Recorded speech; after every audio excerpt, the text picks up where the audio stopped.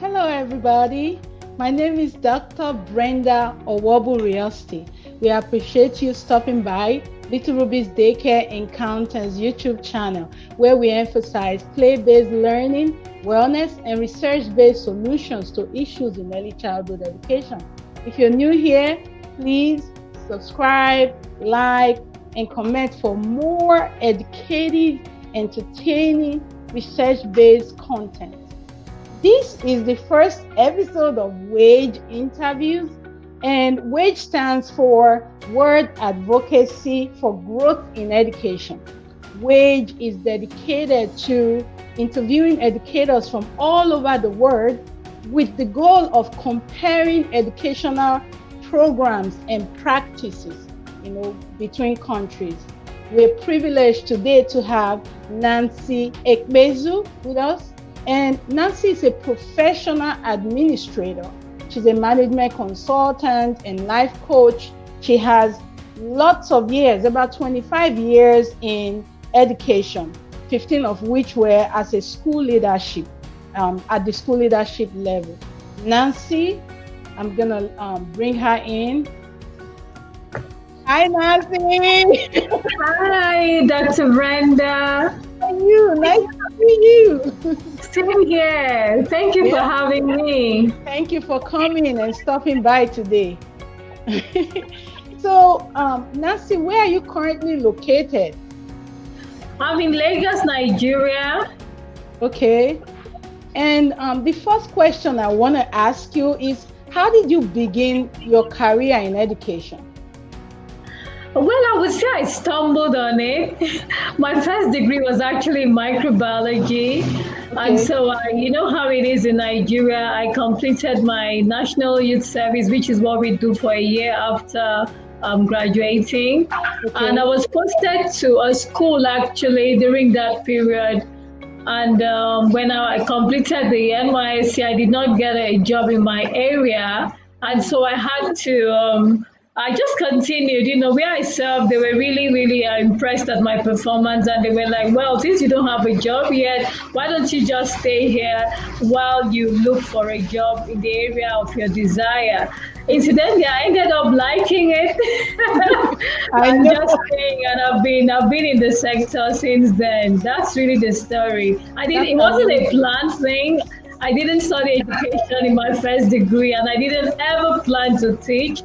Even though one of my parents had been a teacher at some point in her life, my mom, but I never quite dreamt that I'll be in the education space. But I must say I'm enjoying the whole thing. I love the journey, and I love all of the schools we have worked and made an impact in one way or the other, in the classroom and also at the school leadership level. And right now my core really is administration and management. Yeah. So I know you said NYSC, the National Youth Service Corps. Can you give us a brief summary of what that is in your country?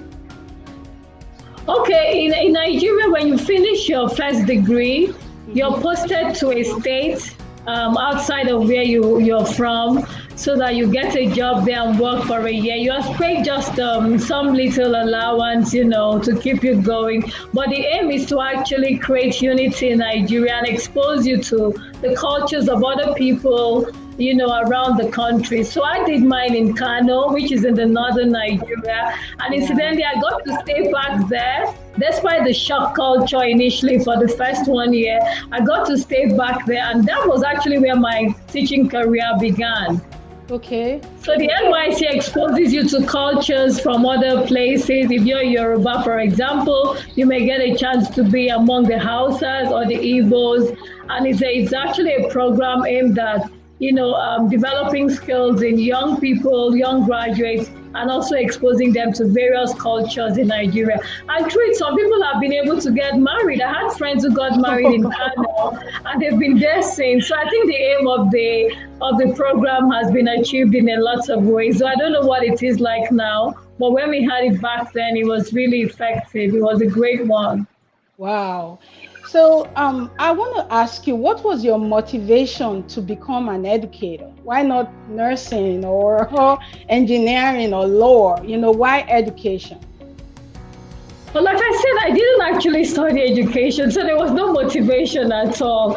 But I think what happened was when I got into the sector, I realized that I was just at home. And the kids loved me. I remember a particular incident that really stands out for me. When I was teaching a grade 3 class, there was this set of kids who came in from Egypt and couldn't speak English, and one of the kids was in my class. And so the other kids would poke fun at him, and he felt so uneasy. And I remember I took a particular interest in him and got to meet with his parents. Even as inexperienced as I was, then I knew that I could do something to help him. Yeah. And I met with the parents and gave extra support without any added fees or anything. And I must say, after about 8 months, I couldn't actually recognize this timid boy who was in my class. And the parents were all over me and in tears. And they were like, wow, you've just changed their life. And it was such a life-transforming experience for me. And I felt so wanted and needed, and so that the skills I had were actually needed in this sector. And so I must say, experiences like that helped me. And you will not believe, years later, I ran into this boy at an airport, and he was now studying aeronautic engineering in the UK. Wow. And he just ran to me and said, that's the woman that changed my life. And I had tears all over me, Yeah, so such moments, they really inspired me to stay in the sector. That's amazing, how educators can change the lives of people. It's just amazing. And it doesn't even matter where you are. All over the world, educators are changing people's lives. A whole lot. So can you give us a brief description of the Nigerian educational system? Because the last I can remember, it was the 6334 system, where you had to spend 6 years in primary school, 3 years in junior secondary school, and then another 3 years in secondary school, and then finally 4 years in college. Well, at least 4 years in college. So is there a new system in Nigeria now, or it's still the same thing? Well, right now, kids spend 6 years in the elementary school, and they do 3 years in the junior secondary, and then 3 years in the senior secondary, and move on to the university. We've had all kinds of names given to all of this, but I think what's important is just that we have a national curriculum that we run, especially in the public schools. And then in the private sectors, most people actually use a blend of maybe British or American, or a blend of Nigerian and British. It's neither here nor there. I think people just define what works for them, really. Yeah. Even the system that says we should do 6 years in elementary school, you find that some schools do 5. Okay. And then you still move on. So I wouldn't say it's, yes, there is a system, but I wouldn't say we really have it all together yet, but we are doing beautifully as a people, even with what we have. Yeah, we're doing beautifully. So I want to ask you, the world has seen a lot going on with COVID-19, with the pandemic, and it has impacted various aspects of, the world, in education, in engineering, in law, in all aspects of human endeavor.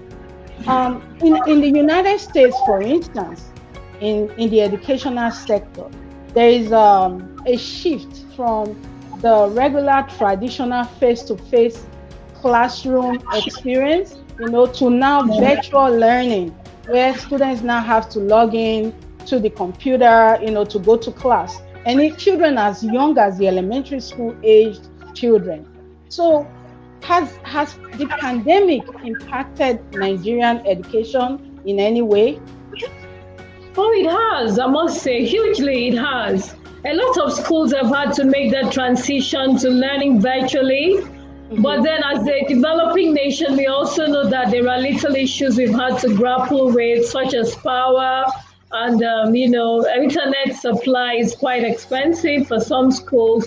But I've been very impressed at all of the changes going on suddenly, and all the skills teachers have had to learn. The ones who were not very tech savvy have had to learn so much to be able to cope with teaching children virtually. Parents have also had to do a lot of stepping up to be able to supervise what goes on at home. So it has impacted the education space in Nigeria a great deal, and I don't think it will ever be the same again. It has had its positive impact in really helping teachers develop their skills in a way that they would not have, because it became more like an emergency. Everybody just had to be online. Everybody had to learn one thing or the other. But for those who had been doing that over the years, it wasn't really a struggle. Okay. But where my concern is that some schools could really not afford to go online, so they had to also find a way around it. I understand some schools had to do maybe having work kept in the school and having parents just drive in and pick to go home and do stuff with their children. But whichever one, I think Nigerians really rose up a great deal to see that they were able to fill the gap, and I'm really impressed and happy about that. Yeah, that's kind of what we have down here. I know some parents are not very computer savvy, so they're complaining about logging in and getting used to the system. But I think that's the thing about change. Change is not easy, but you adapt to it with time. So I guess with learning and the learning curve, we'll all move with time, because we better get used to this. This is the new normal, and we have to make the best. So I'm gonna move to something else, and this is school funding.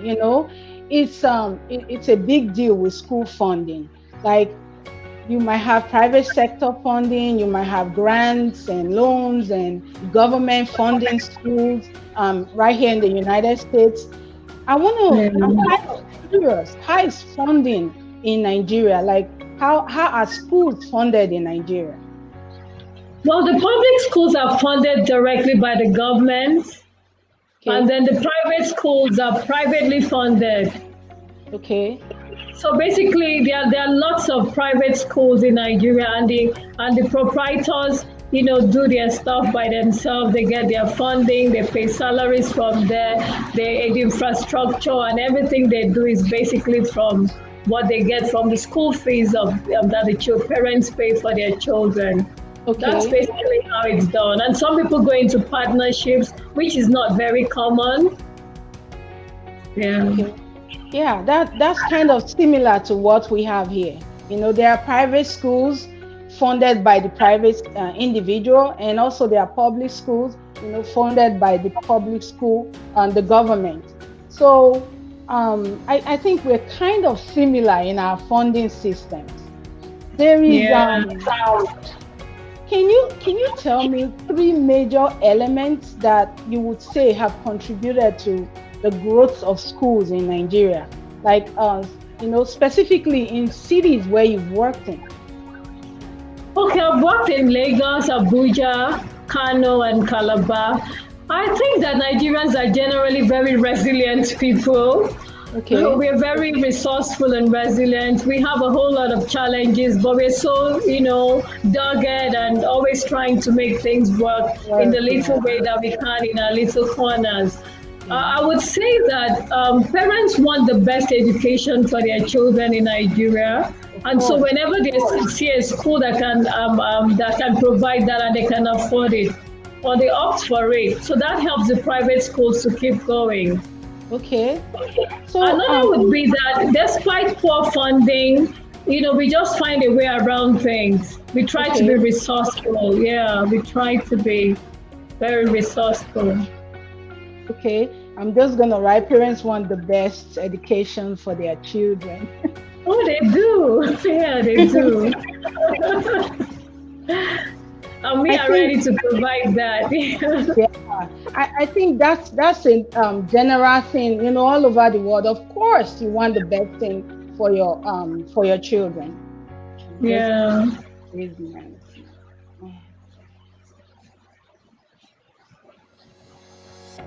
Okay.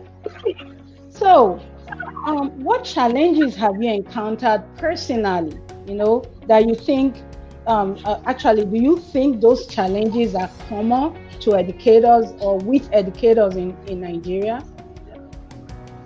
The challenges I've seen really working in schools from the school administrator and from a school administrator's perspective is that some schools do not have a proper structure. And usually when there's a professional administrator who wants to straighten the system and get things running professionally, it poses a challenge because it's not just something a lot of schools are used to. Yeah. So we could have a more professional structure, a more business structure to schools than what we have. But I think some schools are rising up to that, and that's impressive. But we still have quite some way to go there. So personally, that's my own observation, and one area that I would really love to see a change. I think that's because I'm a professional administrator. I like to see schools run with a proper structure. Everybody has contracts, job descriptions, your leaves are, properly defined, the code of conduct is properly defined, and everything is done, within a proper structure while still giving room for creativity and innovation. Right. So that's one area I would like to see a change. I see that we still have some way to go there. Yes. I have kind of seen that here in the United States, where people set up schools or lead schools, but really don't have the experience, and the know-how of being in the educational sector. So I think that you do need to have that experience, and you do need to, if you don't know about educators and education, and you don't know about teachers, how can you lead them, in the right direction? Exactly. That's very important. And then is there another challenge you think? Another would be I think the perception generally people have of educators. Okay. I think we could be perceived in a better way. Those who are in the education space, it always looks like, well, this is a place where you could just hop into if you do not have a job in any other sector that you want. Yeah. And so I would say that we should reserve the best for the education sector and not just have people come in just because they couldn't get jobs. But that happens to me. That's how I got in, by the way. But I think that that's not the best way to go about it.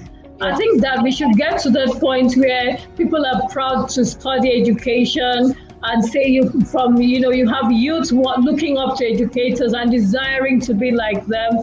But I don't think we are quite there yet. We still have, some way to go. Yeah. Exactly. So the perception of teachers could change.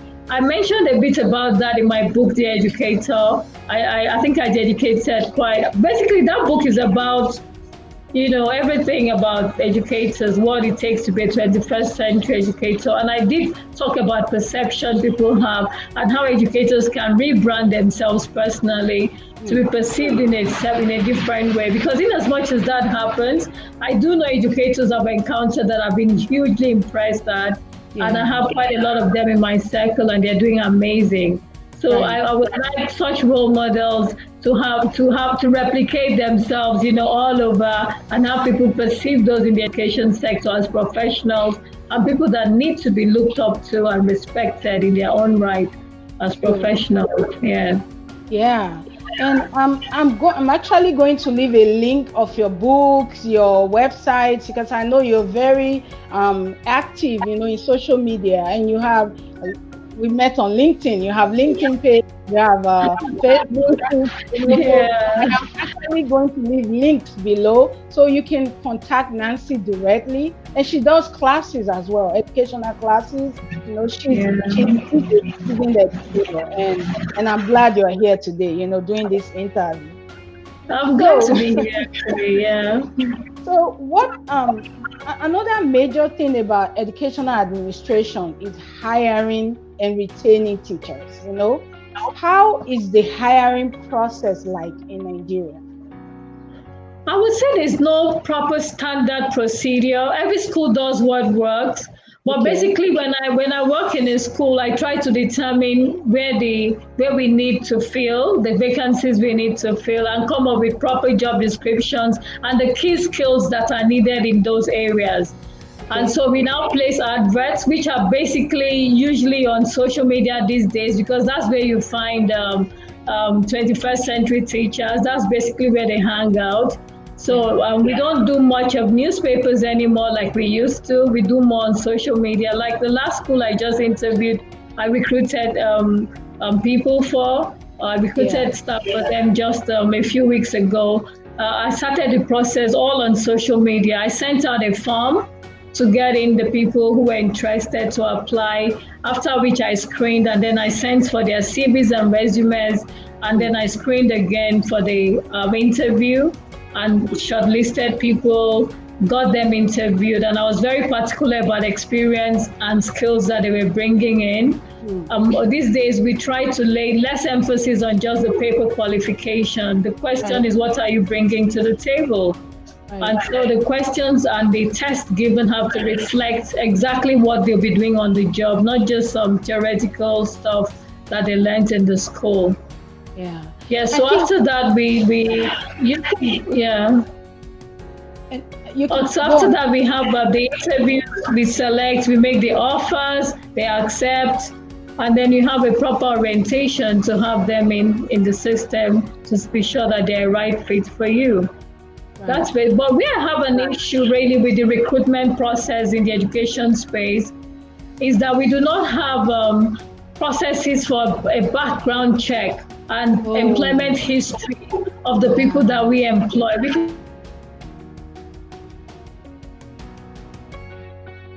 Colleagues, I see Ronke Posh and Rotimi Eyitayo, they've actually been able to set up something to start addressing that. And that's one thing I like too in Nigeria. When there's a gap in one area, most people do not wait for the government. You just see educators rising up and addressing that issue. Exactly. So we need to improve on our background check, our employment histories, because anybody can claim they worked anywhere or claim that they achieved this and that from where they're coming from. These things need to be verified so that you're sure that you're picking the right fit. There's no perfect candidate, but every employer would want the best that they can get. And that would be dependent on how well they performed on their last jobs and the skills they've acquired and what they're actually bringing to the table. So I think that verification part is one area that we could improve on. I love that you mentioned that, because here in the United States, that's a major part of the hiring process. You have to be screened, and there are different like screening agencies where you can get fingerprinted. Sometimes they require you get fingerprinted and checked from every state you've been in. So it's not just the state where you're looking for a job, it's the states you've lived in or you've been in. And that's important because you don't want criminals working with children, I know that. Absolutely. I know that the system does not, it's not 100% foolproof. People still can slip through the cracks and still get in the school, but mostly, for the most part, it is effective. That they're doing a great job with that, checking backgrounds and making sure we don't have criminals as teachers or as administrators or as school staff. And that's very important. I'm so glad you mentioned that, because I wasn't even thinking about asking, but it's very important.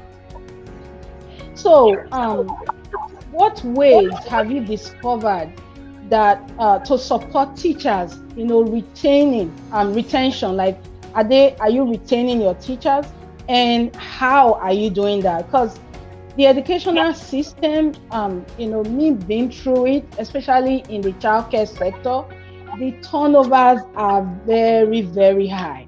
Like people are quitting, and for different reasons. Sometimes they don't get paid enough. Sometimes they get in the job and, oh man, this is not what I want to do. This is not the way I thought this job was going to be. So how do you retain teachers in Nigeria? How do you work with the turnovers? Are they high or are they low? Well, I must say I got a shock on my first school administration job. And, at the end of the school year, we had resignations, and I had to start asking the teachers, have I done anything wrong? Am I poor? administrator. And they said, no, it has nothing to do with you. We just usually would look for greener pastures because, this is not a job to stay forever. And so I was like, oh, thank God it's not about me really, But basically, I do know that the turnover rate in the education space is really alarming. But I also have worked in a school where we've had teachers stay till they actually retire. My last job was in a school where we had teachers who had been there. Some have been there for 15 years, some as long as 20 years. And most of the teachers I met there have actually been there for between 10 to 22 years. And so it's doable. It's doable. So what I would recommend to schools is that you have a structure, because this was a very structured organization. Everybody knew that there was a salary scale. Everybody knew the benefits, leave allowances, everything. So when there's such a system, people can relax and say, well, this is a place to build, a career. This is a place I can stay and contribute to the organization's progress.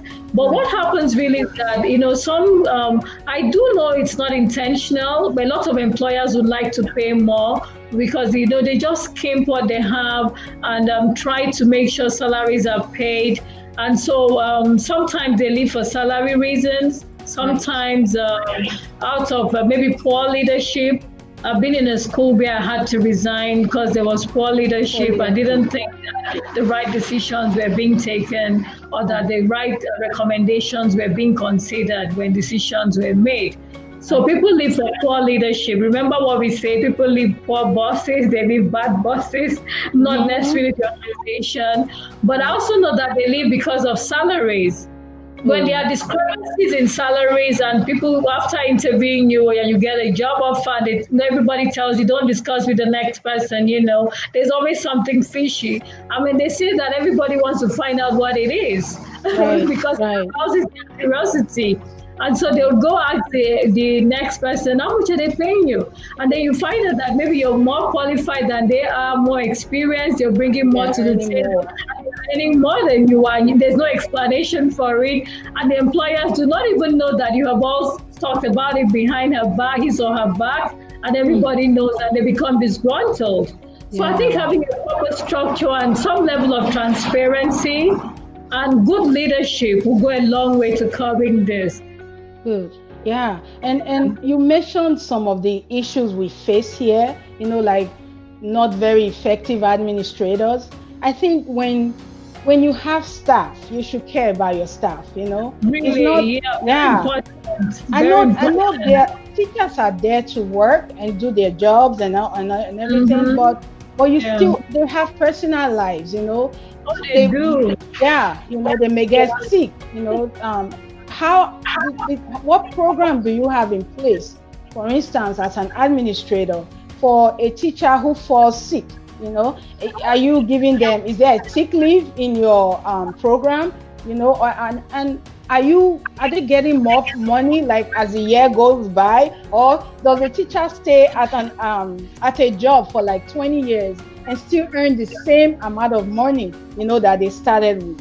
So these are policies administrators need to look at if they want to retain their teachers. And everything you said is very similar to what we have here in the United States. So in the United States, I know you kind of touched on this a little bit, but maybe we can hear a little bit more. In the United States, we have the Common Core curriculum. And so far, right now, there's about 41 states using that curriculum.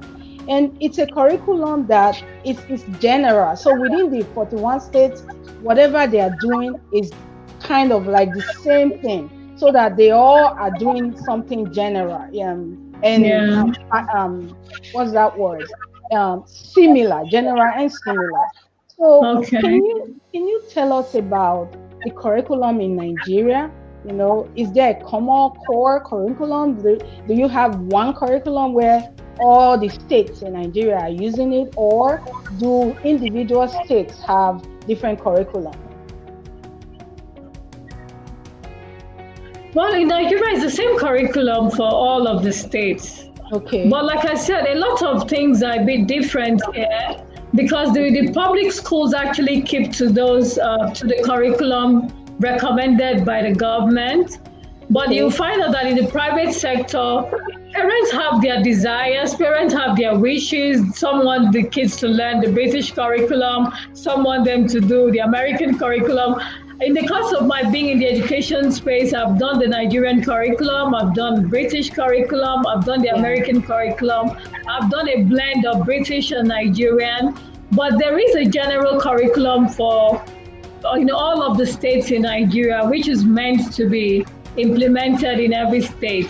What some schools do is to get the Nigerian curriculum and bring in British as well. I think it's an elite thing in Nigeria to have people say, oh, my child actually does the American curriculum or does the British curriculum, or just something. So it helps in marketing. It's become like a marketing thing for schools in Nigeria. And so I wouldn't say that all of the schools stick strictly to the Nigerian curriculum, even though it's a fine curriculum. I'm not a curriculum specialist. I have one or two people who are. But I do know that it's a fine curriculum if it's applied properly, but not every school follows it strictly. Okay. Yeah. I'm kind of curious about how the Nigerian curriculum addresses what we call STEM or STEAM in America. And STEM simply means that the focus of the Common Core curriculum is science, technology, education, and math. Or sometimes with the STEAM, there's art added to it. So it's science, technology, education, arts, and math. So these are the basic subjects that students need to familiarize themselves with through the educational sector. How do you have a program like STEM in Nigeria? And how is it, what's that word now? How is the program like for your science, technology, education, and maths Yes, we do have. Yes, we do have STEM in Nigeria. Okay. And basically we found that we're trying to move to really teach children skills. Okay. To make sure that they learn the right skills. So yes, we do have the science, technology, engineering, and mathematics programs going on. They're actually taking on fine. A lot of schools are adopting that. And even the government schools are already doing a whole lot with that, which is beautiful. So it's the same thing that you have in the US. Nigerians are actually doing a lot of that as well. Yeah, and I have to go back and correct myself. I did say education, but it's engineering and math. So, tell me about mathematics specifically. How is that taught in Nigeria? I would say that there's a general phobia for mathematics. I personally had a phobia for math when I was in school. I think it was the way it was approached then. But thankfully, teachers are beginning to realize that it doesn't have to be all abstract. Okay. And that through mathematics, children can develop problem solving and critical skills, and that it can actually be done in a way that is practicable and can be applied in everyday life. Yeah. Because it's abstract, I think most times the children cannot connect it to real life. It just sounds like some theory somewhere that they will never need. So I think the approach should really be to teach it in a way that you bring it home, you bring practical examples, you bring in resources that they can relate with and get things done. You let them know this is how it's done, and it will be better. It will also be nice if teachers do not pass on that anxiety to them that math is some tough subject, you have to practice, and study night and day, every day to learn. When I did the American curriculum, I found out that it was such fun to teach the children math because we had so many resources to work with, and it was such fun. Even the things that I had learned in school that I didn't like, I found myself teaching them in a very fun way, and I really loved it. So I think we should leave. Yes, it's an abstract subject, but there's a way it can be taught, and made relevant. And for the children to know that is actually the skills they learn from math can be applied in engineering, in the material sciences, in the biological sciences, and and a whole lot of other things. Right. So even making it, connecting it to real life, connecting it to courses that they're going to study maybe in the university and that they're going to apply in real life, they will go a long way to dispel the fears that we have. And I think parents should also be made to know that there are lots of resources online where they can get materials from to work with their kids at home. And if they had fears about math like I did when I was in school, they do not have to, it doesn't have to end there. There are lots of things online now, lots of websites, lots of resources, worksheets, and even toys that they can play with, to learn, And then we could also have like math fairs and a lot more competitions to encourage the children to take part. Okay. What about art? Is it just emphasis on maths, technology, engineering?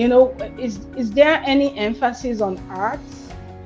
Oh yes, the arts part team, it's relevant too. We do a lot in the arts in Nigeria, and we're very gifted people. Right. We do a whole lot in Nigeria, yes. We do a lot of that. I remember a school where I worked, and the kids actually, I made them take part in a competition in South Africa, and they were tops in the competition. So it means we were doing fine then. And there were a few other Nigerian schools at that competition that were also tops. So we do amazing, actually. Okay. We do amazing in the arts, yes. So, it's been amazing talking to you today. And we've learned a lot about Nigeria, the curriculum, the way STEM and STEAM is taught, funding, just all kinds of things. And we've also learned that as far as Nigeria goes and American goes in terms of education, there are a lot of similarities in retention of teachers, in funding, in the curriculum. Regardless of the fact that they are seas and mountains apart, they are very similar in how they deal with education. So I'm so glad you came here today. I'm glad that we were able to learn a lot about you and the educational sector in your country. And I just want to ask for like a last remark, if you have any, before we sign off today. Okay, the world is global now. Sometimes in your little corner, it's so easy to think that is all there is, but as educators, let's get out there and connect internationally. And I really recommend LinkedIn to educators. It's one place you can get to connect with people all over the world. I've been able to make so many contacts lately when I began to have more presence on LinkedIn. So I think we need to just get out of our comfort zone and do a lot of networking internationally and get to know what's going on in other countries around the world. We're all learning 21st century skills, trying to connect all over, and it's just so much fun knowing what's going on in other people's corners of the world. Absolutely. Yeah, that's amazing. Thank you so much for stopping by. I hope we can do something else, collaboratively in the future. And it's nice having you. And okay. I thought you wanted to say something. Oh. Yeah, so and then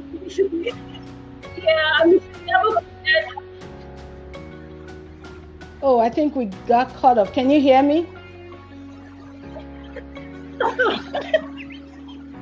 Yeah, thank you so much. Thank you, Dr. Brenda. You're welcome. Thank you, Nancy. Yes, I can hear you. Okay, and I'm going to leave a link below. I can hear you very clearly. Okay, all right. So I am going to leave. I was going to say, we shouldn't forget our personal. Okay, we shouldn't forget our personal and professional development as educators. Very important. Yeah. Sure. Yeah. And I think this is kind of part of it, connecting globally or internationally with different educators all over the world, Yeah. knowing about Yeah. educational systems, knowing about what educators are doing out there, in different Yeah. parts of the world. So thank you so much. I'm glad we Oh, you're did welcome, Dr. it. Brenda. Thank you for having me. Yeah, and take care of yourself, okay? Yeah, thank you. All right, bye. Bye.